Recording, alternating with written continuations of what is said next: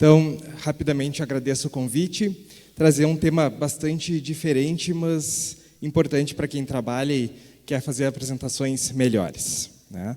Não tenho conflito de interesse, na verdade eu tenho algum que é plantar uma sementinha aí em quem faz aulas, né, congressos, para melhorar ainda mais as apresentações.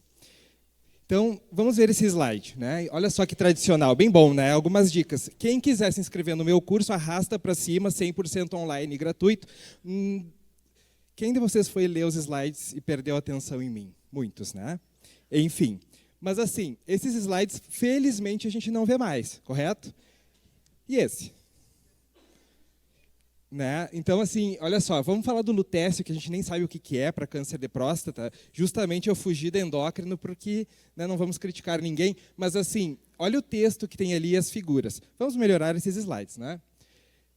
A plateia, em geral, ela está cansada, né? E nós precisamos nos preparar de que quem vem nos assistir não está à vontade e talvez a gente tenha que conquistá-lo para conseguir ensinar alguma coisa. Então, esse é um motivo importante da gente se preparar para aulas, então, mais atraentes. Quanto que vocês lembram do que viram do congresso desde quarta-feira? Último dia após festa de encerramento, cansados, menos do que imaginam, tá? Então, vou trazer uma notícia bem ruim. O Ebbinghaus é um psicólogo alemão muito antigo. Olha só, a época que ele já falava disso, da capacidade nossa de memorização após uma aula. É claro que existem alguns vieses nesse pensamento, correto? Né? A gente tem uma plateia interessada pelo assunto, enfim, então tudo isso faz diferença. Mas olhem só, né? Imediatamente após a aula, né, a gente já tem uma capacidade de perda que ali, 2 dias depois, em torno de 25% é o que a plateia fixou daquela apresentação. Isso vai se perdendo. Claro que existem estratégias para mudar isso, né? Mas é o que mais se fala em termos de fixação de conhecimento ou de conteúdo apresentados em uma única aula. Assim, nós precisamos sair, ficar desconfortáveis em algum momento, deixar a plateia insegura e atenta, para que ela fique esperando. Sabe aquele show, como na abertura, que alguém ficava com medo de ser chamado no palco? É mais ou menos por aí. Eu vou fazer um exercício com vocês, uma aposta. Tá? Eu vou fazer com que todos vocês se mexam até o final da minha apresentação. Eu vou começar agora de uma maneira mais prática. Assim. Pode levantar só o braço. Quem tomou... Não, ainda não, calma. Tá? Quem tomou suco de laranja hoje no café da manhã? Ó, consegui mais do que eu imaginava. 100% de vocês vão se mexer até o final para ficar ligado. Vamos lá. Olha só, eu gosto muito da Super Interessante, antes mesmo, durante a faculdade, para ler algumas coisas diferentes. E hoje, como médico endocrinologista, é uma excelente revista para ter na sala de espera. E eu leio para fugir um pouco dos nossos assuntos tradicionais. E se eu visse na banca, né, uma capa assim, né, do monótono ao memorável, transformar em aulas melhores, eu acho que eu compraria e rapidamente tentaria ler para aprender mais. Bom, o problema todo, quando a gente precisa se preparar mais, é o que nós temos como objetivo. Né? Existe a carga intrínseca, que é o assunto que nós precisamos ensinar ao longo das aulas, né? Que é aquilo que nós queremos chegar, e a carga extrínseca é o estresse que leva, né, a plateia a aprender. Então, a sobrecarga cognitiva é todo esse estresse envolvido, desde os slides mal preparados, o cansaço pós a festa, tudo isso que eu preciso estar preparado na minha apresentação. Eu tenho vários momentos a se pensar nessa estratégia. E como que eu vou combater essa distração, já que nós sabemos que a perda do aprendizado ele discorre muito rapidamente, né? E eu preciso, então, melhorar o possível naquele momento, no grande momento. Palestras curtas são os ideais. Claro que numa aula tradicional de uma universidade de 1 hora, nós temos alguns momentos a se dividir. Por exemplo, um ensino mais intenso de início, onde eu vou colocar mais os assuntos, os mais importantes, talvez até dar todo o conteúdo que eu preciso, daí um momento intermediário mais envolvente, fazendo com que a plateia participe, e no final, uma recapitulação poderia ser uma estratégia maior.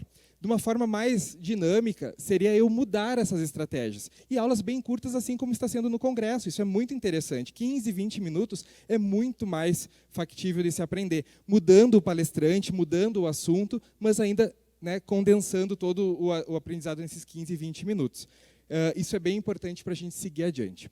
Então, eu preparei as 10 regras simples para slides eficazes, aqueles que vão fazer com que nos fixemos e tragamos a plateia conosco. Olha só, vamos falar do lutécio de novo? Não sabemos ainda o que é, né? Eu vou apresentar um artigo do New England, então, como será que a plateia vai ficar, eu falando ponto por ponto, quadradinho por quadradinho? Eu posso destacar alguns pontos, isso vai fazer com que a plateia se vire, né, vá diretamente ali. Ou, idealmente, tirar tudo que não precisa e falar exatamente aquilo que eu preciso, né? Colocar apenas os pontos essenciais. Vamos voltar naquela figura daquele primeiro slide. Imagina, né, o palestrante, então, falando assim, uma por uma das figuras, o A, B e C, e eu vou olhar direto para outro lado. O ideal é uma ideia por slide, algo simples. Coloca de cada vez, nem que tenhamos que ampliar o número de slides. Não tem problema algum, desde que o falante, o apresentador, seja o foco principal e não o slide. Os títulos devem ter conceitos. Viram que eu mudei ali? Né? Então, olha só. Primeiro, algo mais simples. O título já me traz informação. A informação que estará nas figuras vai fazer diferença ele já ser apresentado de forma inicial, né? A plateia já vai saber do que se trata aquele slide. Então, os títulos são bem importantes. Créditos. A gente vê muito isso nos congressos, né? Os créditos ali no pontinho está certo. Nós precisamos respeitar, né, a autoria do slide, principalmente quando usamos figuras dos artigos. Claro que existem duas maneiras de dar as referências. Seja esse na ponta do slide, de forma bem discreta, ou como eu vou fazer na aula, no final. Quando são aulas mais conceituais, mais amplas, né, onde o apresentador ele é o autor dos seus dados, pode ser lá no final, né, a revisão, né, a literatura que ele utilizou. Limpar os slides, limpar as figuras. As figuras elas devem ser usadas de formas efetivas. Lembra daquele slide ruim lá de início, com aquele fundo horroroso? Né, umas figurinhas de livrinhos? Figuras ilustrativas que não trazem nenhuma informação, só se servem para distrair o público. Então, evitem isso. Limpar a figura, tirar bordas, tirar legendas que podem ser apresentadas, faladas pelo locutor, é o ideal. Quanto mais simples, melhor. Seja claro para os distraídos. Então, aquele que chegou depois, aquele que olhou no WhatsApp durante a apresentação, tudo isso ele precisa ser chamado novamente. Então, alguns textos eles vão ser necessários juntos às figuras, porque quando ele acordar durante a aula, ele vai entender o que tu está falando. Então, é importante, às vezes, ter alguma traduçãozinha ali no canto do slide para ajudar. Tempo máximo. Nós desligamos muito rapidamente. Cada slide não deve se passar de 1 minuto, certo? Tem que ser muito curto para que o estímulo ele volte. E figuras, ao longo da apresentação, mudança, né, dá um estresse. Lembra que eu falei da cadeira que a gente tem que se mexer e deixar a plateia um pouco alerta? Podem nos ajudar para isso. Esse slide parece bem simples, né? Texto ali, básico. Esse é um slide muito efetivo. Por quê? Porque vocês não vão ficar olhando para lá, vocês vão olhar para mim. Isso que eu quero. Né? Então, eu já começo ali como evitar aquela sobrecarga cognitiva, que é como eu chegar no meu objetivo. E aí, para fazer um slide, eu preciso de algo bem simples. O slide ele é só meu suporte. Frases curtas, idealmente evitando verbos, pontuações desnecessárias. Até 6 elementos. A capacidade do ser humano de ficar prestando atenção num slide, ele consegue de 4 a 7, em média, pontos. Até 6 é o ideal, 6 linhas, isso bem simples, de forma do que for possível. Fonte sem serifa, então aquelas fontes muito enfeitadas. E acreditem, Times já é considerada enfeitada demais para slide. O famoso Arial é o ideal. Né? Então, nada de enfeite demais. Cores contrastantes, para ter esse drive assim, e o fundo simples, nada de grandes figuras, texturas, isso tudo é só para distrair, atrapalhar e não pegar atenção. Se eu preciso colocar um novo elemento, ele entra depois no mesmo slide. E aí vem um conceito de apresentações zen, né? Contraste, contraste de cores, mas também até de slides ao longo da apresentação. De repente entrar uma figura estourada na tela vai fazer com que eu oxigenize o meu pensamento. Repetição. Né? Contraste e repetição parece antagônico, mas não é. Por exemplo, template do Congresso. Essa imagem aqui embaixo, essa fitinha aqui embaixo, né? Com as cores do Rio Grande do Sul. Isso tudo dá uma linha de pensamento, mantém que a apresentação ela não foi simplesmente um conjunto de slides que foram todos reunidos. Alinhamento. Preciso botar duas figuras? O ideal é não, né? Mas se eu preciso, de repente elas têm uma conversa, que elas fiquem pelo menos do mesmo tamanho, alinhadas, que o texto tenha uma linha, idealmente sem os bullets, que não servem para nada. Então, tudo isso são coisas que a gente pode reforçar. E proximidade. Não mistura as coisas no mesmo slide. Uma ideia por vez, como eu falei antes. Então, se eu for falar de hemato, fala só de sangue, não bota hipófise junto. Então, vai pensando dessa maneira assim. Melhorar com a prática, precisamos treinar, isso é óbvio, né? Então revisar o slide, ver se está tudo certo, ver se funciona a tua estratégia e ao mesmo tempo se preparar para o imprevisto. Tenha um PDF pronto, faça um guia da tua apresentação, lembra que tu é a autoridade do assunto, se o slide não funcionar, falta luz, toma conta e vai na voz. Isso é importante, estar bem preparado. Vamos fazer uma pergunta, né? Segundo Ebbinghaus, a capacidade de retenção do aprendizado após 2 dias é de aproximadamente 25%. Interação, legal da figura, né? Uma outra estratégia é a gente voltar ao assunto. Falamos lá no início. Passamos daqueles 5 minutos iniciais do contexto, agora estamos na fase da interatividade. Então, voltar ao assunto, repetição, faz parte do treinamento também. Isso faz com que a gente fixe maior, de forma mais fácil. Quem viu naquele slide da Super Interessante que tinha um erro de ortografia? 2 braços levantados, quem viu? Menos que o suco de laranja, hein?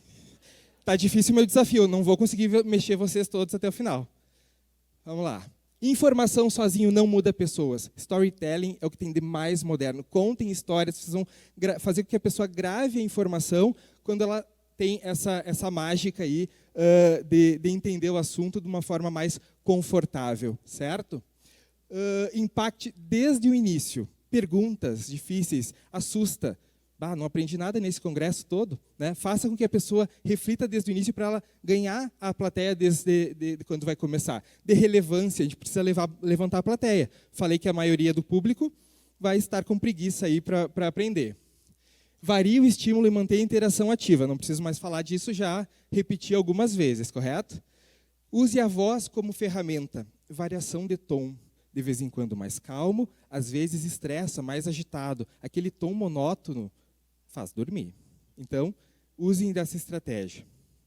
Apele visualmente. Então, figuras de imagem. Né? Então, já vimos aqui inteligência artificial usando, as minhas são todas de inteligência artificial também. Né? E a gente vai colocando o prompt, vai preparando e está tudo bem. Né? Então, é isso. Vamos usar slides que chamem a atenção, que sejam, né, que acolham o público para isso.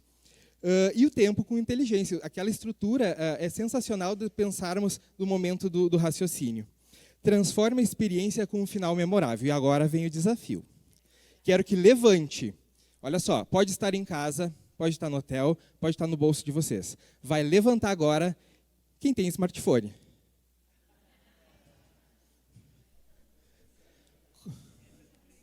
Consegui? 100%? Beleza, muito obrigado. Quando nós estamos fazendo aula, é plantar semente. Nenhuma aula ensina todo o conteúdo. Tá? A gente precisa plantar a semente. Às vezes, quando começamos, a gente quer vencer todo o conteúdo. Né? Não, é dar curiosidade, fazer com que o público vá procurar, vá reassistir a aula, vá ler sobre o assunto, para que, com certeza, tenhamos aí o público depois sobre uma sombra frondosa da nossa apresentação, talvez anos depois. Provavelmente, vocês, das aulas mais memoráveis da vida, não foi pelo conteúdo, e sim por como eles foram dados. Pela pessoa que estava na frente, um professor da universidade. Geralmente, o conteúdo a gente nem sabe, mas o que marca mesmo é como foi feita essa apresentação. E aí, o que vocês, então, pretendem mudar nas próximas aulas? Esse foi o meu desafio final, aí trazendo ao congresso. Minhas referências, umas referências um pouco fora da medicina, né? A gente tem que estudar alguns assuntos diferentes. Muito obrigado.